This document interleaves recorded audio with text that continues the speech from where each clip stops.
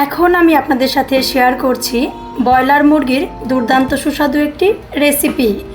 আর এই রেসিপিটা গরম ভাতের সাথে খেতেও খুব বেশি টেস্টি হয়, রুটি দিয়ে খেতেও খুব বেশি ভালো লাগে। ঠিক একই রকমভাবে রান্না করে নেওয়ার জন্য কোনো প্রকার স্কিপ না করে সম্পূর্ণ ভিডিওটি আমার সাথে থেকে দেখে নিন।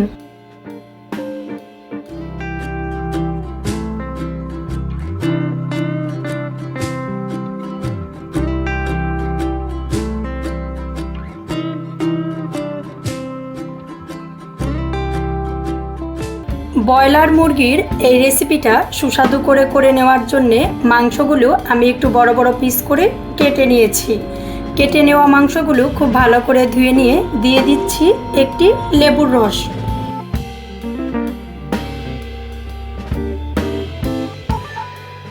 লেবুর রস দিয়ে ভালো করে মাখিয়ে নিয়ে রেস্টে রেখে দিচ্ছি 20 মিনিটের জন্যে।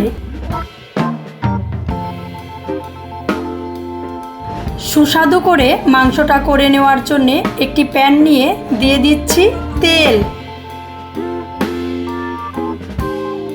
বড় সাইজের একটি আলু নিয়ে 4 পিস করে নিয়ে গরম তেলে দিয়ে ভালো করে ভেজে নিব।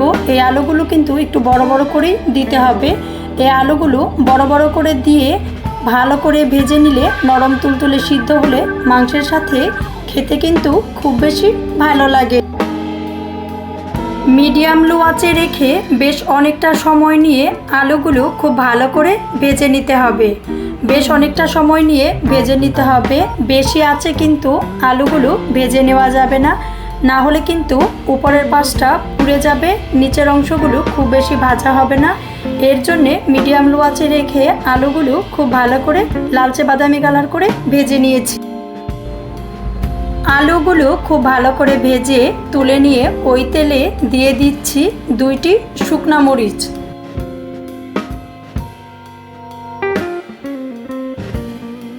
মরিচগুলো লালচে বাদামি কালার করে ভেজে নিয়ে দিয়ে দিচ্ছি তেজপাতা। তেজপাতা দিয়ে নেওয়ার পর দিয়ে দিচ্ছি এলাচ, দারুচিনি।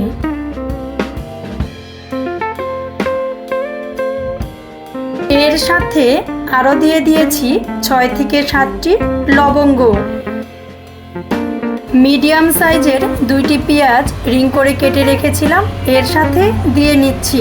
চুলার আঁচ কিন্তু খুব বেশি বাড়ানো যাবে না, মিডিয়াম লো থেকে একটু কমে রেখে পেঁয়াজগুলো এখন 1.5 থেকে 2 মিনিট ভালো করে ভেজে নিচ্ছি।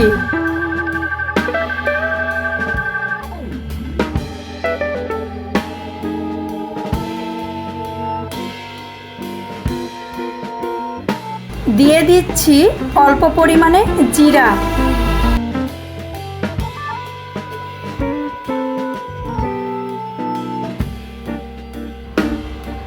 ফোড়নগুলো যখন খুব ভালো করে ভেজে নেওয়া হয়ে গেছে, এখন লেবু দিয়ে মাখিয়ে রাখা মাংসগুলো দিয়ে দিচ্ছি। মাংসগুলো দিয়ে দেওয়ার পর টেস্ট অনুযায়ী দিয়ে দিচ্ছি লবণ। চুলার আঁচ কিন্তু মোটেও বাড়ানো যাবে না, লো আঁচে রেখে মাংসগুলো 3-4 মিনিট খুব ভালো করে ভেজে নিচ্ছি। মাংসগুলো 3-4 মিনিট ভেজে নেওয়ার পর বড় বড় পিস করে যে আলুগুলো তেলে ভেজে তুলে রেখেছিলাম এর সাথে দিয়ে দিচ্ছি।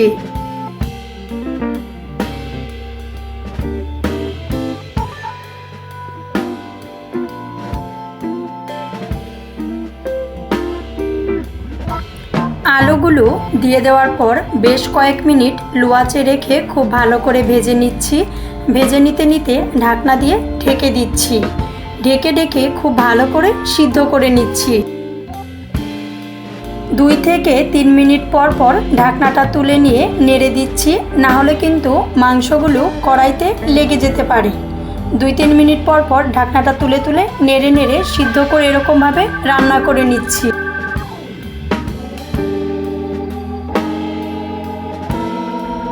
আদা, পেঁয়াজ, রসুন আর কাঁচামরিচ খুব ভালো করে ব্লেন্ডার করে নিয়ে দিয়ে দিচ্ছি। দিয়ে দেওয়ার পর ব্লেন্ডারের বাটিটা ধুয়ে দিয়ে দিচ্ছি জল।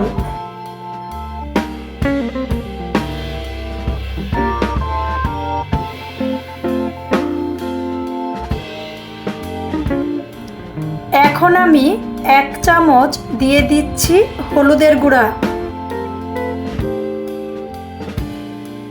এর সাথে আরও দিয়ে দিচ্ছি 1 চামচ শুকনা মরিচের গুঁড়া। ঝালটা আপনি আপনার টেস্ট অনুযায়ী দিয়ে নেবেন। আমি আমার টেস্ট অনুযায়ী ঝালটা দিয়ে নিয়েছি।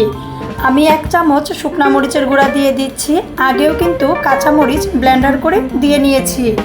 1 চামচ দিয়ে দিচ্ছি ধনিয়ার গুঁড়া। ধনিয়ার গুঁড়াটা দিয়ে দেওয়ার পর এর সাথে আরও দিয়ে দিচ্ছি 1 চামচ জিরার গুঁড়া। এখন মাংসগুলো খুব ভালো করে কষিয়ে নিব।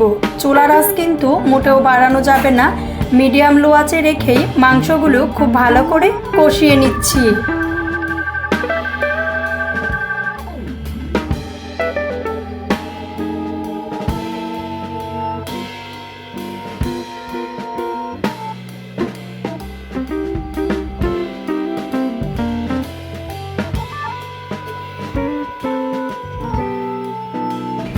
মিডিয়াম লো আঁচে রেখে খুব ভালো করে কষিয়ে নিচ্ছি।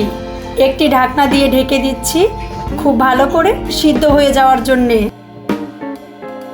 2-3 মিনিট ঢাকনা দিয়ে সিদ্ধ করে নেওয়ার পর ঢাকনাটা তুলে নিয়ে মিডিয়াম লো আঁচে রেখেই খুব ভালো করে কষিয়ে নিচ্ছি। মিডিয়াম লো আঁচে রেখে বেশ অনেকটা সময় নিয়ে কষিয়ে নিতে নিতে যখন জল শুকিয়ে মশলার গায়ে ঠিক এরকমভাবে তেল ছেড়ে দিয়েছে তখন দিয়ে দিচ্ছি জল।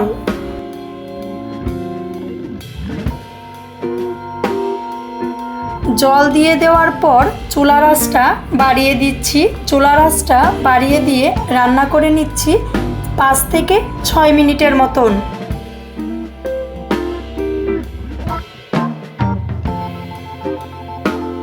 বেশ অনেকটা সময় নিয়ে খুব ভালো করে রান্না করে নিতে নিতে মাংস আর আলুগুলো যখন খুব ভালো করে সিদ্ধ হয়ে গেছে এখন দিয়ে দিচ্ছি 1 চামচ এলাচ আর দারুচিনির গুঁড়া।